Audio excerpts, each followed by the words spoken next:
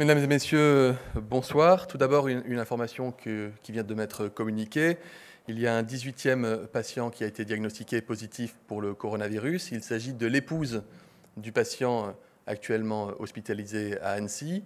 Et la détection systématique du virus a permis d'identifier que cette épouse du patient hospitalisé à Annecy était positive pour le coronavirus. Son état de santé n'est pas inquiétant, mais elle est évidemment hospitalisée et isolée au même titre que les autres malades. Il n'y a pas eu d'autres diagnostics positifs aujourd'hui pour le coronavirus à l'heure à laquelle je vous parle. Donc pas d'autres informations à vous communiquer par rapport à ce que vous a déjà communiqué le directeur général de la santé ce matin et qui prendra dans quelques minutes mon relais pour pouvoir vous apporter des informations sur les patients diagnostiqués hier soir et ce matin et répondre à vos éventuelles questions. Ainsi, ce soir, la France continue dans sa stratégie visant à freiner la diffusion du virus face aux risques épidémiques. Je le redis ce soir, il n'y a pas d'épidémie en France. Nous faisons toujours face à des cas, à des patients isolés que l'on sait expliquer par un voyage ou par un contact avec une personne qui a été elle-même contaminée. Freiner la diffusion du virus, c'est se donner les moyens d'agir et passer des messages clairs. Sur l'utilisation des masques d'abord. Aujourd'hui comme demain, et je l'ai déjà dit, une personne asymptomatique qui se rend dans des lieux publics, qui se déplace en transport en commun, n'a pas à porter de masque. Pas de masque FFP2 très technique, pas davantage de masque anti-projection, ce n'est pas nécessaire. Par contre, les professionnels de santé doivent pouvoir se protéger dès maintenant pour prendre en charge les patients suspects et les patients possibles. J'ai décidé aujourd'hui de déstocker 15 millions de masques anti-projection de notre stock national qui seront répartis dans toutes les officines, toutes les pharmacies d'officine du territoire national. Je m'en suis entretenu avec la présidente du Conseil national de l'Ordre des pharmaciens, que je remercie infiniment pour son aide et qui nous permettra de distribuer très simplement les masques dont ont besoin les professionnels de santé sur l'ensemble du territoire. Ce sont des masques qui serviront aux professionnels de santé et qui serviront aussi aux personnes qui sont à risque, dans la mesure où ce sont des personnes qui reviennent de zones dites zones rouges, donc de zones à risque, ou qui ont été en contact avec des personnes infectées et qui ne sont pas elles-mêmes infectées. Pour mémoire, les agences régionales de santé disposent déjà de stocks pour la distribution de masques auprès de toutes ces personnes qu'on appelle les personnes contacts. Nous distribuons également des masques aux 138 établissements de santé concernés par la prise en charge des patients positifs au coronavirus pour la phase préhospitalière, c'est-à-dire les transports sanitaires et le SMUR, et pour la phase hospitalière. Pour les masques à haut niveau de technicité, je rappelle qu'il a été décidé de constituer un stock de plusieurs dizaines de millions de masques. Les 4 producteurs de masques sont avertis, la commande publique a été passée et ils se rendront demain matin dans mon ministère pour que nous puissions faire un point avec eux sur les délais avant approvisionnement. Concernant le respect des règles de réduction de la vie sociale, et notamment les personnes qui rentrent de zones à risque et qui ne peuvent pas travailler, nous déployons une procédure que je rappelle ici, car nous avons reçu beaucoup de questions en provenance des différents territoires. D'abord, il s'agit d'une procédure dérogatoire qui a été adoptée par un décret signé le 31 janvier dernier. Ce décret, qu'est-ce qu'il permet ? Il permet à tous les assurés sociaux qui font l'objet d'une mesure d'isolement, d'éviction ou de maintien à domicile, c'est-à-dire des personnes qui se trouvent dans l'impossibilité de travailler mais qui ne sont pas malades, de bénéficier pendant une durée maximale de 20 jours d'un arrêt de travail et d'indemnités journalières versées par l'assurance maladie sans délai de carence. Ce décret permet de couvrir aussi bien des personnes qui ont été en contact avec une personne infectée que les personnes de retour de toutes les zones à risque, dites zones orange, au fur et à mesure que ces zones sont identifiées. Il prévoit également que les agences régionales de santé identifient les assurés et que ces assurés sont arrêtés par le médecin de l'agence régionale de santé. À l'occasion d'une réunion réunissant plusieurs ministres concernés et pilotée par le Premier ministre a décidé que nous prendrons en compte également le cas des parents dont l'enfant fait l'objet d'une mesure d'isolement et qui ne peuvent donc pas se rendre au travail pour garder leur enfant. Donc ces mesures que je viens de vous expliquer s'appliqueront également aux parents quand ils ne peuvent pas aller travailler pour rester avec leur enfant. Freiner la diffusion du virus, c'est aussi adopter une position claire sur le sens à donner aux frontières. Les frontières géographiques n'ont pas de sens quand on parle de risque épidémique. Ce qui compte, ce sont les zones de diffusion du virus. Les Italiens ont pris des décisions drastiques en isolant 11 communes, 50 000 personnes où il y avait une forte circulation du virus. Je rappelle que j'étais hier à Rome en présence du ministre de la Santé européen et notamment du ministre de la Santé italien que nous avons assuré de notre soutien dans cette période. Tous les autres territoires de l'Italie ne doivent pas donner lieu à discussion puisque le virus n'y circule pas davantage qu'il circule chez nous. C'est pour cette raison que nous avons préféré à l'annulation, par exemple, du match de foot entre Lyon et la Juventus de Turin ce soir, un dispositif d'information adapté qui sera visible sur les panneaux à l'intérieur du stade, qui sera rappelé par tous les moyens, y compris lorsque les supporters feront la queue avant de rentrer au stade. Sur cette question qui soulève beaucoup de questions, j'ai eu l'occasion de me prononcer ce midi. Je voudrais vous rappeler qu'en aucun cas, un supporter pourrait quitter une des communes qui est mise en isolement en Italie pour venir à Lyon, puisque par définition, ils sont isolés au sein des communes. On parle donc de personnes qui vivent et évoluent en Italie dans des zones qui ne sont pas des zones considérées comme des zones à risque. Pour finir sur l'information, je tiens à rappeler un message essentiel, on ne le dira jamais assez, lavez-vous les mains. Lavez-vous les mains souvent, toutes les heures. Lavez-vous les mains après des contacts rapprochés avec les personnes. C'est utile pour lutter contre la diffusion du coronavirus. C'est utile pour lutter contre la diffusion de la grippe, dont le pic épidémique est toujours en cours. La diffusion, la transmission du coronavirus se fait bien davantage par les mains que par la salive ou les gouttelettes. On parle beaucoup des masques. Je ne voudrais pas qu'on passe à côté de l'essentiel de la transmission. L'immense majorité des cas de transmission se fait par les contacts via les mains. Donc le lavage des mains est la meilleure solution pour prévenir le risque de diffusion du virus. Voilà, mesdames et messieurs, ce que je tenais à vous rappeler ce soir. Demain, à l'initiative du Premier ministre, nous rencontrerons l'ensemble des chefs de partis et des groupes parlementaires. Je crois que l'union nationale est absolument essentielle dans la période que nous connaissons et que les polémiques qui peuvent être initiées ça et là ne sont pas à la hauteur des enjeux que nous connaissons.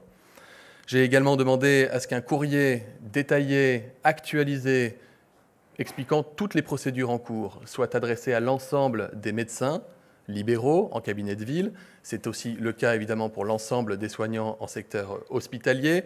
Et je me suis entretenu avec le président du Conseil de l'Ordre national des médecins ce midi pour l'en informer. Et pour terminer, je voudrais avoir une pensée particulière pour les soignants de l'hôpital de la Pitié-Salpêtrière où un patient est décédé cette nuit. J'imagine l'émotion, l'émoi qui traversent ces soignants. Et c'est aussi l'occasion pour moi de remercier l'ensemble des professionnels de santé qui s'impliquent sur le terrain pour lutter contre la diffusion du virus, pour prendre soin des malades, l'ensemble des professionnels de santé, des experts qui fondent les recommandations rationnelles sur lesquelles nous fondons nos décisions politiques. Toutes les décisions que nous prenons au niveau politique sont des décisions qui sont concertées avec les experts, concertées avec les professionnels de santé. Nous agissons dans un consensus national pour limiter la diffusion du virus et protéger les Français. Je vous remercie.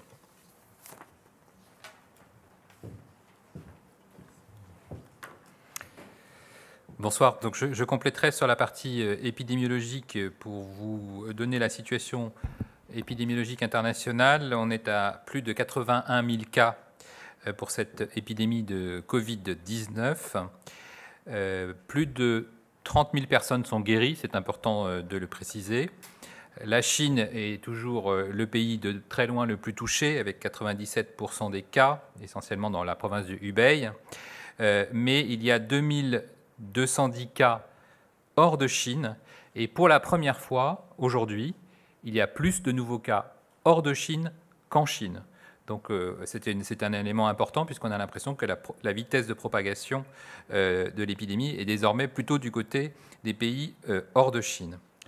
Nous avons 42 pays touchés. Aujourd'hui, la liste s'est allongée avec un premier cas en Algérie, en Grèce, au Brésil et au Pakistan. Le pays le plus touché en dehors de Chine est la Corée du Sud avec plus de 1200 cas. Puis le Japon, mais vous savez qu'il y a le Diamond Princess où il y a désormais 705 cas issus de ce paquebot de croisière. 3 Français sont positifs et vont bien. Le 4e Français est négatif. En Europe, 12 pays recensent des cas, désormais plus de 400, avec en particulier l'Italie, puisque l'Italie a 374 cas confirmés. D'autres pays sont très touchés, comme l'Iran, avec 139 cas, Singapour 91 et Hong Kong 89, mais on peut noter que les 5 continents sont touchés. En ce qui concerne les décès, il y a 2770 décès, dont 2720 en Chine et 2615 dans la province du Hubei, donc qui paye le plus lourd tribut. Hors de Chine, nous avons 52 décès, en particulier 19 en Iran, 12 en Corée, 12 en Italie. Et donc, on suit évidemment attentivement la situation internationale avec l'Organisation mondiale de la santé. En ce qui concerne la situation en France, la cellule de crise sanitaire est activée depuis le 27 janvier. Le plan ORSAN, le plan d'organisation du système de santé, face à une situation sanitaire exceptionnelle de type risque épidémique et biologique, est déclenché dans toutes les régions. Nous avons 138 établissements de santé qui sont en alerte, donc au moins tous les établissements sièges de SAMU, mais aussi des établissements référents pour le coronavirus. Les tests virologiques sont progressivement diffusés et distribués aux laboratoires de virologie. Notre capacité de test est désormais supérieure à 1500 tests par jour et nous avons réalisé plusieurs centaines de tests, que ce soit pour des cas possibles, pour nos évacués de Wuhan ou pour tous les cas contacts classés à haut risque et symptomatiques. Donc le bilan ce soir est bien de 18 cas, 12 guéris, 2 décédés et 4 hospitalisés. Le ministre vous a rappelé l'essentiel de ces nouveaux cas que je vous avais cités hier, en particulier le cas 13, qui est une femme qui revenait de Chine et qui était considérée comme guérie. Et donc ce soir, elle est sortie. Le cas à Annecy d'un homme qui va bien et dont finalement l'épouse est détectée positive ce soir. Donc ce sont les cas 14 et 18. Les 3 nouveaux cas de cette nuit, donc avec un homme de 55 ans qui est actuellement hospitalisé en réanimation à Amiens, avec des investigations qui sont en cours, en particulier dans les établissements de santé qu'il a fréquentés. Et donc l'ARS des Hauts-de-France a fait un point très précis en conférence de presse cet après-midi. Le cas 16 est un homme français qui est hospitalisé à Strasbourg et qui va très bien. Il y a peu de contacts et on dispose de l'ensemble des coordonnées de ces contacts. Enfin, comme vous le savez, le 17e cas est une histoire tragique puisqu'il s'agit d'un Français de 60 ans qui a été testé en urgence hier dans un état gravissime et qui est malheureusement décédé cette nuit. Et donc l'enquête, évidemment, a été lancée en pleine nuit pour retracer l'ensemble de son histoire de soins, les établissements qu'il avait fréquentés, les transports sanitaires utilisés. Et donc, comme vous le savez, c'est un professeur dans un collège, mais il n'y a pas eu de contact avec les enfants et les collègues de travail depuis les 14 jours, les fameux 14 jours d'incubation, puisqu'il y avait des congés scolaires. Et donc, il y a une investigation en cours autour des proches, de la famille en particulier, avec un certain nombre d'établissements qui, comme vous le savez, ont dû déclencher des plans de mobilisation interne ou des plans d'urgence du fait du nombre de soignants qui nécessitent d'avoir une enquête épidémiologique ou des tests. Et une conférence de presse a aussi abordé ce sujet en détail. Le numéro vert est important pour tous nos concitoyens, le 0800 130 000. Et sur demande du président de la République, nous avons élargi encore l'amplitude d'ouverture pour qu'il y ait vraiment le maximum de réponses aux questions légitimes de nos concitoyens. Donc c'est désormais un numéro vert qui est accessible de 8h à 21h. Hier, il y a eu 25 000 appels, aujourd'hui 21 000 appels. Donc nous avons vraiment besoin de répondre à toutes ces questions. Le ministre Olivier Véran vous a parlé de notre stratégie vis-à-vis des masques. Et donc, il y aura des masques à disposition des personnes contacts de cas confirmés, des masques à disposition des établissements de santé référents en charge de prendre en charge donc ces fameux cas confirmés. Et puis, pour répondre aussi, évidemment, à la demande des professionnels de santé libéraux pour disposer de masques en officine. Donc, notre stratégie est claire. Elle est celle de freiner la diffusion du virus, de ralentir la vitesse de diffusion du virus sur les territoires et évidemment de réduire l'éventuel impact de ce virus et donc de sa traduction clinique. Nous sommes toujours dans une phase où nous voulons absolument une explication à chaque cas. Donc une illustration ce soir, c'est bien que le cas 18 est relié au cas 14 puisque l'une est la conjointe de l'autre. Et c'est très important parce que ça explique d'où vient l'infection. Et donc, on a toujours besoin d'avoir cette notion de transmission, de voyage ou de contact avec un malade qui explique l'origine de la maladie. C'est quand on n'explique plus rien qu'on se trouve en difficulté, surtout si on a des cas répartis sur le territoire, ce qui n'est pas le cas ce soir. Là où c'est potentiellement plus compliqué, et vous le comprendrez bien, c'est que pour les 2 cas graves, l'un étant décédé, l'interrogatoire est impossible et donc on a plus de difficultés à retracer leur histoire récente. De la même façon, ces 2 cas graves qui ont été diagnostiqués en France soulignent l'importance, et je le redis ce soir à nos collègues cliniciens, infectiologues et réanimateurs, de se poser la question du coronavirus face à un tableau inexpliqué sévère, que ce soit une pneumonie bilatérale sans cause ou évidemment une détresse respiratoire. Le ministre a rappelé l'importance du lavage des mains. Je dirais que c'est absolument fondamental parce que vous le notez peut-être, on est tout le temps en train de se toucher le visage. Les statistiques montrent qu'on se touche le visage 1 fois par minute. Automatiquement, c'est un réflexe. Et donc, l'importance du lavage des mains est à souligner parce que finalement, on touche des objets contaminés, un mouchoir qu'on ne jette pas, la façon maladroite qu'on a de tousser ou d'éternuer. Et donc, les mesures barrières qui sont rappelées tous les ans, et en particulier cette année par la campagne des pouvoirs publics pour rappeler l'importance de ces mesures barrières, doivent être évidemment bien compris, bien connus de nos concitoyens. Et puis la doctrine d'utilisation des masques en France, c'est important, les masques pour les malades, les masques pour les contacts, voire des masques pour les professionnels des secours, des transports sanitaires ou des soins, n'a de sens que dans les zones où il y a circulation du virus. Donc nous ne sommes pas ce soir face à une diffusion virale large dans le territoire national. Il n'y a pas de cluster évident et de diffusion massive du virus dans un territoire donné, et donc il n'y a pas de logique à porter un masque. Voilà, et puis je voudrais terminer par un certain nombre de situations particulières qui ont été médiatisées aujourd'hui. Donc, je vous avais déjà dit ce matin que le groupe de 6 lycéens de Courbevoie était négatif, donc je vous confirme que ces 6 lycéens sont bien négatifs. Il y a eu aussi dans la presse une inquiétude sur un patient qui était décédé brutalement à Beaune, et là aussi le résultat est négatif puisque ça avait déclenché évidemment de l'inquiétude, et je crois que c'est l'essentiel. Les autres investigations sont en cours avec des tests qui sont attendus dans la soirée. Je vous remercie.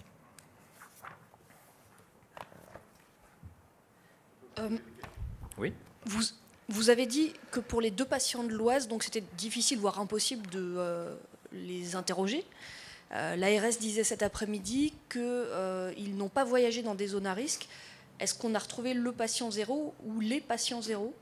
Alors c'est en cours. Vous aurez noté d'ailleurs que ces 2 patients graves sont issus d'une zone géographique assez étroite.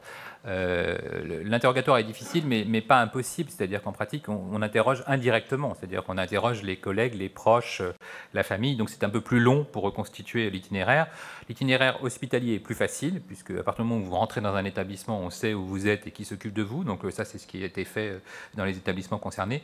Mais c'est vrai que les jours précédant l'hospitalisation, il y a un travail plus fin d'investigation épidémiologique pour comprendre, premièrement, si ces 2 personnes se connaissaient, ou avaient une relation particulière qui peut être, par exemple, que les enfants de ces personnes se connaissent, ce qui est aussi possible, ou qui sont dans les mêmes établissements ou avec une même activité de loisir. Et donc toute cette enquête est longue parce que ça nécessite d'interroger les gens et d'interroger sur l'ensemble des 2 semaines qui ont précédé la confirmation du diagnostic. Donc c'est exactement cette investigation qui est en cours, en particulier dans l'Oise.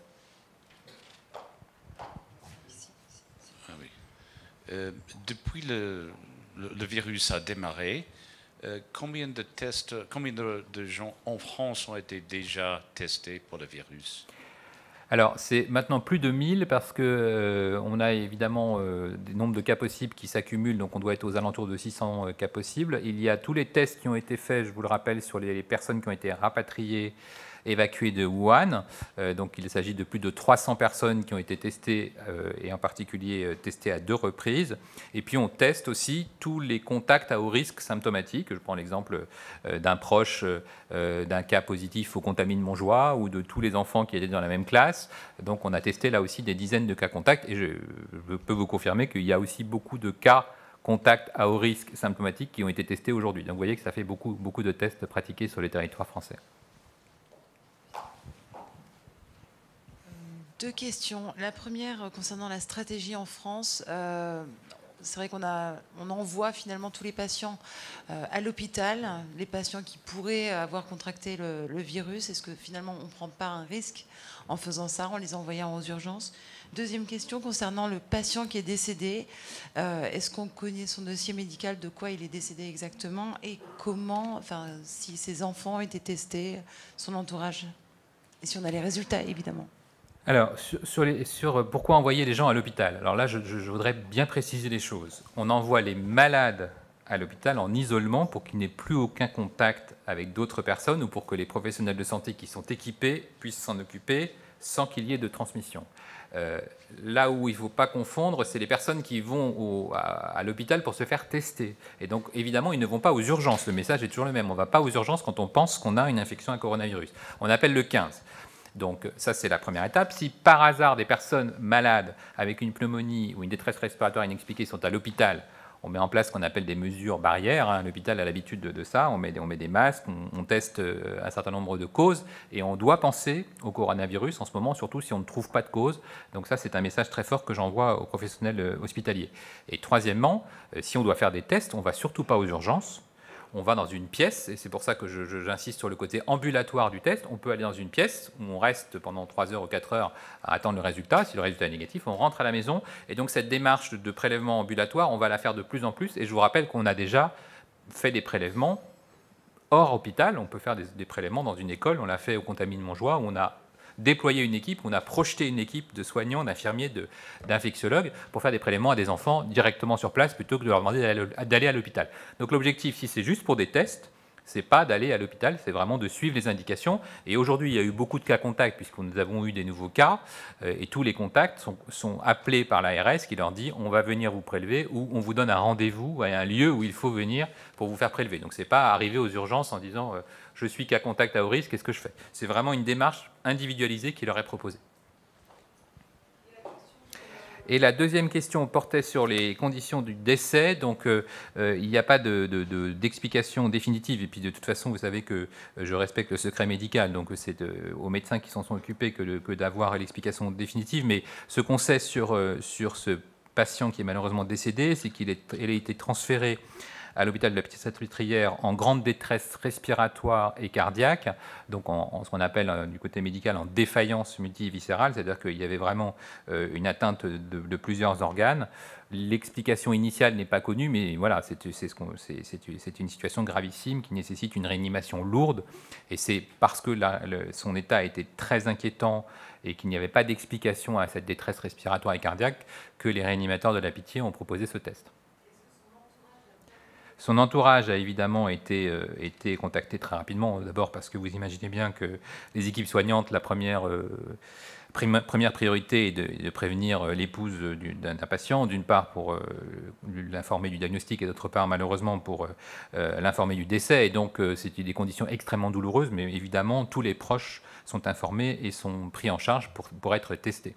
Donc on aura les résultats dans les prochaines heures, hein, puisque vous imaginez qu'il y a entre guillemets un petit délai de décence de ne pas convoquer une veuve en urgence en pleine nuit. Enfin, voilà, vous pouvez imaginer que ce n'est pas toujours très simple et que c'est un choc évidemment pour elle, mais les consignes sont envoyées directement de ne pas avoir de contact avec d'autres personnes, d'attendre les instructions pour l'enquête, pour les tests, et donc on les prend en charge de la façon la plus optimale possible.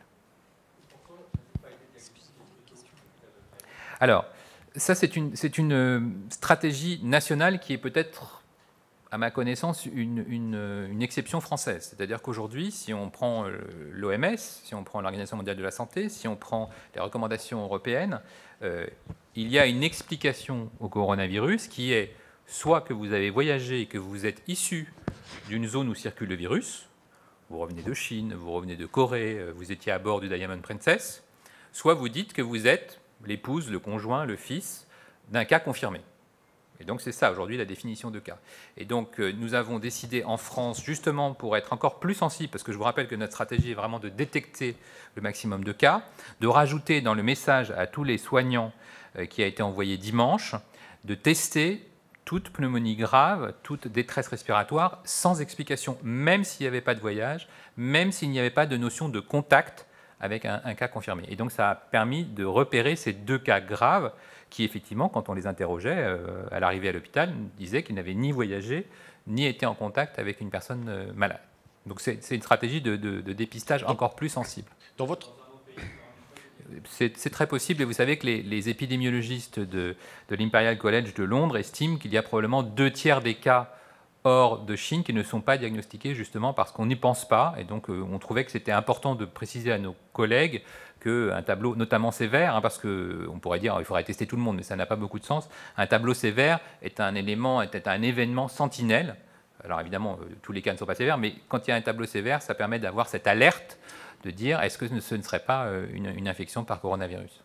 Donc votre stratégie de recherche et de diagnostic, quelle est la place de l'imagerie, notamment dans la radiologie? Il y a des études qui montrent effectivement qu'aujourd'hui, ça serait peut-être même plus facile et plus, en tout cas, efficace que les tests PCR qui sont... Non, je ne pense pas que ce soit plus efficace. C'était une stratégie chinoise à un moment, hein, vous le savez, dans le Hubei, que de dire on n'a pas le temps et les moyens de faire des tests diagnostiques, autant se fier à la radiologie.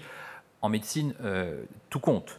La clinique, la radiologie, la biologie et les tests. Donc on se rend compte dans ce type d'infection que les tests sont utiles parce que vous pouvez être quasiment sans symptômes. Donc il y a des gens positifs, contagieux, mais qui ont une radio parfaitement normale. Mais inversement, une radio anormale, et en particulier un scanner qui montre une pneumonie bilatérale, interstitielle, d'allure virale, doit faire évoquer une infection à coronavirus. Donc vous voyez, c'est un faisceau d'arguments, et plus on a d'arguments, plus c'est utile pour un médecin. Ici. Non, il n'est pas passé par Creil.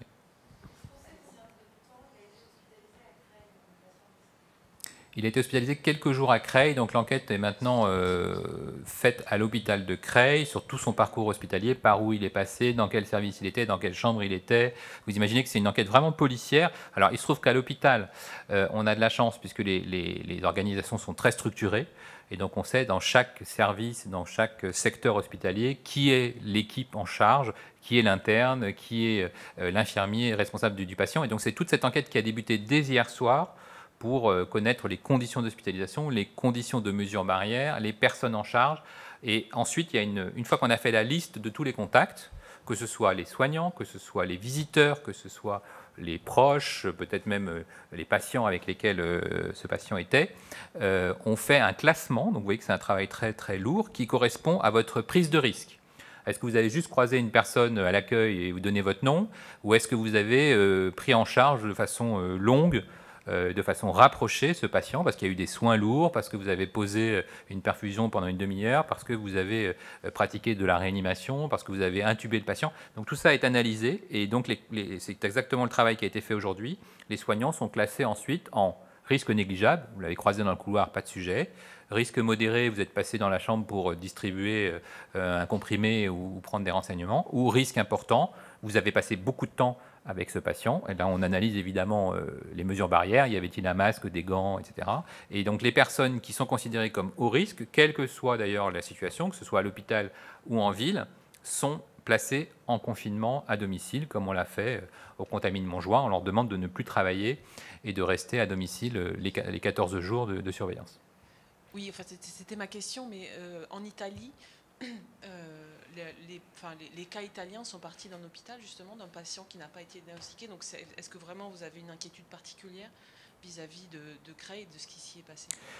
J'ai toujours une inquiétude et une vigilance quand un établissement de santé est en cours d'investigation, parce qu'il y a des professionnels de santé. Le ministre a rendu hommage aux professionnels de santé qui prennent en charge les patients, mais moi, mon souci, c'est aussi que les professionnels de santé ne soient pas victimes de l'infection. Donc c'est pour ça que je rappelle très régulièrement les bonnes pratiques face à une maladie infectieuse. Le ministre parlait des masques et du lavage des mains. Vous savez que c'est connu des services d'urgence. Quand vous avez quelqu'un qui arrive avec une éruption et de la fièvre, une diarrhée et de la fièvre ou une toux avec de la fièvre, il faut mettre en place des mesures barrières. Et ça, c'est systématique. Quand vous arrivez aux urgences, on vous dit ah, vous avez de la fièvre, on va vous mettre un peu de côté, on va vous donner un masque. Ça, c'est des habitudes qui sont bien connues des infirmiers d'accueil et d'orientation aux urgences. Et puis ensuite, il y a des précautions qui sont prises. On vous met dans une chambre seule, on met ou pas des masques en fonction des gestes qu'on réalise, on met ou pas des lunettes, etc. Donc les professionnels de santé connaissent ces mesures barrières. Après, effectivement, c'est pour ça que je renforce leur vigilance sur les tableaux sévères sans cause. Il faut y penser pour qu'on fasse le test vite et qu'ensuite toutes les mesures adaptées soient prises pour qu'il n'y ait aucune situation d'inquiétude vis-à-vis du professionnel de santé. C'est par exemple le cas, pour vous donner une illustration très concrète, de ce qui s'est passé à la Pitié. C'est-à-dire qu'à partir du moment où on pense au diagnostic, on met en place les mesures barrières, et à la Pitié, en particulier, j'ai eu confirmation qu'aucun soignant n'a été en difficulté sur la prise en charge de ce patient, pourtant très lourd. Donc vous voyez, il y a vraiment une importance très, très, très significative à y penser pour que tous les professionnels de santé qui ont l'information puissent ensuite dérouler les procédures de sécurité, qui sont des mesures R et des mesures contact, qui sont assez classiques à l'hôpital, où on met une surblouse, on met des gants, on met un masque protecteur, des lunettes, et dès lors qu'on est à proximité du patient. Et donc, ce sont des procédures finalement assez standards, surtout dans un service de maladies infectieuses ou de réanimation. Compte tenu des 2 patients dans l'Oise qui n'avaient pas voyagé dans des zones à risque, qui apparemment n'étaient pas en contact avec des malades, est-ce qu'on va vers une redéfinition de cas, notamment pour la prise en charge par le SAMU? Vous voulez dire pour l'Oise? En France? Alors, est-ce que quelqu'un qui aurait juste la des problèmes respiratoires de maintenant oui, peut être pris en charge par le SAMU sans ça. avoir voyagé? Alors, plusieurs questions dans votre question. La définition de cas évolue très régulièrement. Concrètement, aujourd'hui ou dans les prochaines heures, sera ajouté l'Iran, par exemple, puisque vous savez qu'il y a une épidémie importante en Iran, et donc il serait logique effectivement qu'on soit attentif quand quelqu'un rentre d'Iran avec un tableau respiratoire. De la même façon, on va rajouter ce que je vous ai cité, c'est-à-dire on va encore plus insister sur le fait que peut être un cas possible, un tableau sévère de pneumonie, de détresse respiratoire sans cause. Donc ça permet de classer ce cas et de dire on n'a pas de cause, même s'il n'a pas voyagé, est-ce que c'est pas intéressant quand même de lui faire le coronavirus en tenant compte de la clinique, de la radiologie et de la biologie. Donc ça fait partie du dialogue qui a lieu entre le virologue, l'infectiologue et l'épidémiologue, mais voilà, ça fait partie de la définition de cas. Et après, je crois percevoir dans votre question, est-ce que l'Oise est un problème? Et donc ce soir, non. Si les choses devaient évoluer, si on avait beaucoup de cas, ce serait différent, mais ce n'est pas du tout la situation aujourd'hui. Et donc, effectivement, là où les tests de ce soir et de demain vont être importants, c'est est-ce qu'effectivement il y a beaucoup de cas secondaires ou pas. Aujourd'hui, on ne le sait pas. Et on verra si finalement ce sont 2 cas relativement isolés avec une explication, parce qu'on va peut-être trouver une explication sur de quelle façon ils ont été infectés par ce virus. Et donc, on s'adaptera, comme à chaque fois, au vu de la situation épidémiologique. Mais ce soir, il n'y a pas de raison de modifier, et en tout cas de considérer qu'il y a une circulation virale intense en France. Ce n'est pas le cas. Pourquoi le patient décédé n'a-t-il pas été testé dès dimanche, par exemple, ou lundi, à l'hôpital de Creil? Est-ce que son état a brusquement empiré dans la nuit et ça a justifié le test? Ça, c'est ma première question. Deuxième question, avait-il des antécédents, des facteurs de risque respiratoires qui en faisaient une personne fragile particulièrement? Et troisième question, que pensez-vous de l'hypothèse du traitement par chloroquine évoquée aujourd'hui?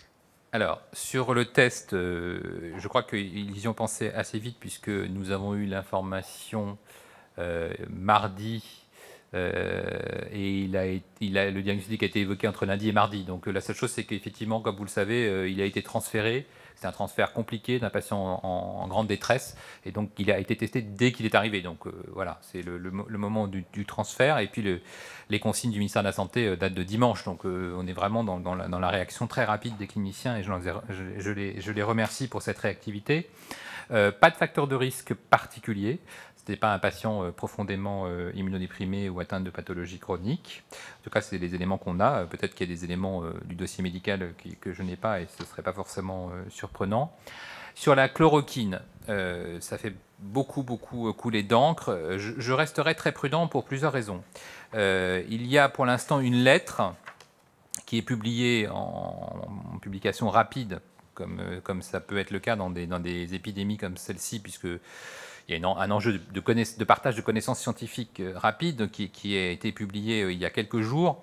et qu'il faut prendre avec beaucoup de prudence, puisqu'en général, quand on fait un essai clinique, il est face à une molécule référente ou face à un placebo, c'est-à-dire rien en fait, et on voit comment évoluent les patients en prenant des critères cliniques, des critères biologiques, etc. Et donc cette publication que j'ai sous les yeux dit on a l'impression qu'il y a une efficacité supérieure sur 100 patients de la chloroquine versus rien. C'est tout. Donc voilà, ça laisse, j'allais dire, les cliniciens et les méthodologistes un peu sur leur faim. Et bon, la chloroquine, vous savez, est une molécule ancienne. C'est une molécule qui a des actions évidemment antipaludéennes en prophylaxie et surtout anti-inflammatoires. Donc à chaque fois qu'il y a une maladie, on ressort la chloroquine en disant pourquoi pas. C'est une molécule qui a beaucoup d'ancienneté. Aujourd'hui, on n'est pas très convaincu. En tout cas, la communauté scientifique n'est pas très convaincue. Ce qui ne veut pas dire qu'il ne faut pas s'y intéresser, parce qu'aujourd'hui, il y a une recherche tous azimuts d'antiviraux efficaces.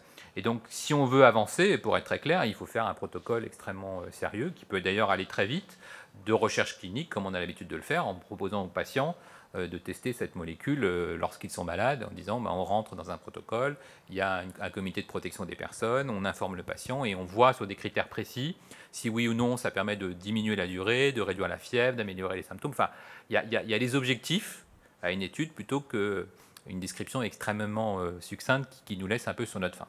Mais toute avancée scientifique est importante, donc il va falloir avancer pour soit laisser tomber cette hypothèse parce qu'il n'y a plus rien qui confirme l'efficacité, soit au contraire progresser. Vous savez qu'il y a beaucoup d'essais cliniques qui sont en cours et qu'en France, nous avons une recherche clinique de très grande qualité, très réactive et soutenue par le gouvernement, par les fonds du gouvernement et donc le ministère de la Recherche et le ministère de la Santé, mais aussi par des fonds européens. Et nous avons un dispositif très particulier qui est Reacting, qui est un consortium de tous les acteurs qui sont concernés par des émergences. Ça a déjà fonctionné pour Zika, ça a fonctionné pour Ebola. Et donc ce sont tous les acteurs qui sont concernés par cette maladie émergente qui se mettent ensemble pour proposer des protocoles. Il y a déjà beaucoup de protocoles en cours sur des tests, sur des protocoles de proposition de molécules antivirales. Donc tant mieux, parce que la France est plutôt innovante et engagée dans ce domaine. Il va y avoir 15 millions de masques dans les officines.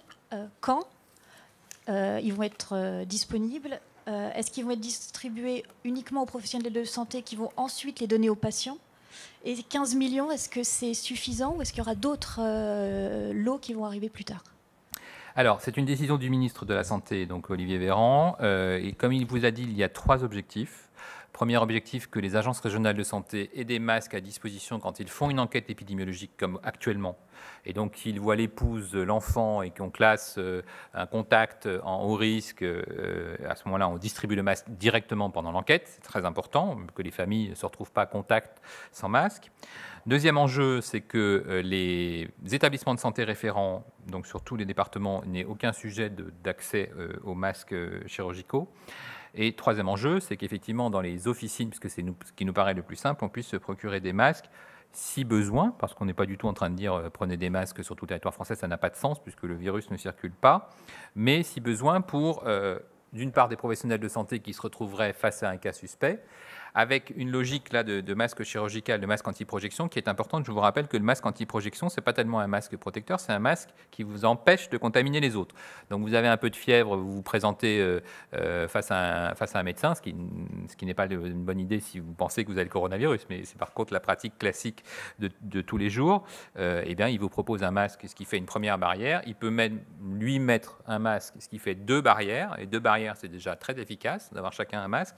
Donc voilà, l'idée c'est que ce professionnel de santé, en ville en particulier, puisse disposer de suffisamment de masques pour gérer les situations quotidiennes où il aurait un doute, parce qu'ensuite, s'il a un doute réel et qu'il l'appelle le 15, on a une procédure que vous connaissez qui se déroule avec le classement. Si le cas est classé possible, il y a une équipe qui vient chercher la personne, et ensuite il y a un test rapide pour qu'on puisse lever le doute ou au contraire confirmer le cas.